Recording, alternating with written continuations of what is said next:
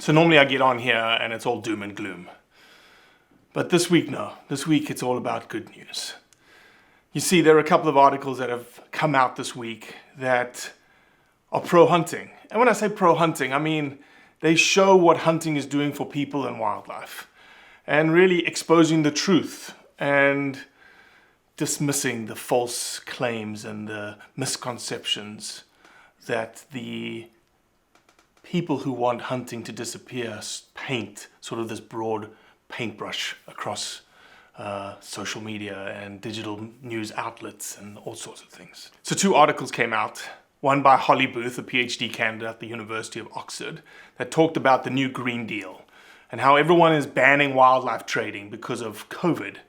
But in fact, the opposite is going to happen, that you're going to see increased zoonotic diseases because of these wildlife trade bans, that you're going to fragment wildlife habitat, you're going to increase intensification of agriculture in these areas, and that's just going to be a hotbed for zoonotic diseases. So hunting isn't a bad thing. Hunting protects millions and millions of acres of habitat.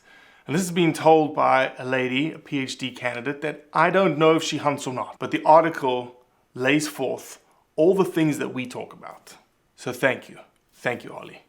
The other article that came out was an opinion piece by Amy Dickman, Adam Hart, and Catherine Simpson. I know Amy doesn't hunt. I don't know about Adam and Catherine, but let's just assume they're non-hunters. And what they did this week is they produced an opinion piece to The Hill against 2 very, very false, misconceived pieces of rhetoric that came out of Cyril Christo, a wildlife photographer. And really those 2 articles that he wrote was really just a, hey, look at me, I'm a wildlife photographer and check out my photography. Because what was written in them was so blatantly false that I just couldn't believe someone would publish it. But hey, it's an opinion, right? So luckily, we have strong voices like Amy, Adams, and Catherine's that aren't necessarily coming from hunting or hunters, that are willing to stand up and go, you know, Cyril, what you just penned was absolutely false. I would highly suggest you go read their piece. In their piece, they pen 3 major misconceptions that the anti-hunting establishment uses against us. Number 1, hunting drives species to extinctions. Absolutely false. The 20 species that the Humane Society puts out there that hunting is driving to extinction, not one of them is threatened by hunting. Number 2, hunting is poaching. Well, we've addressed this before.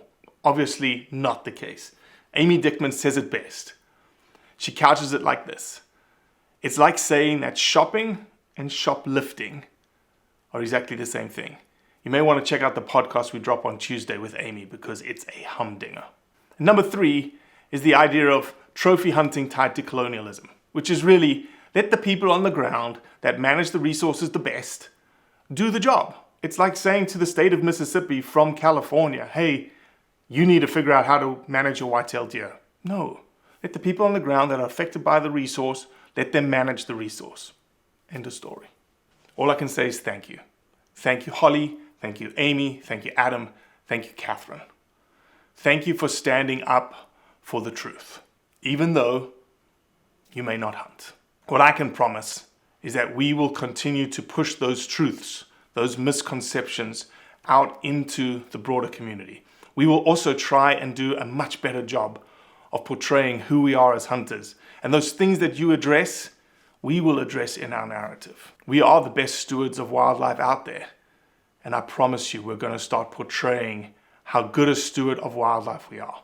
I just want to thank you, our community. Thank you for standing behind us. Thank you for helping us. Thank you for supporting us. Get behind us with our supporters program. That's your little contribution on a monthly basis for us to continue to do what we do.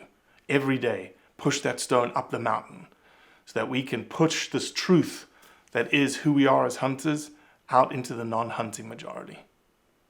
I much appreciate you. I'm humbled and grateful every day by the interactions with you.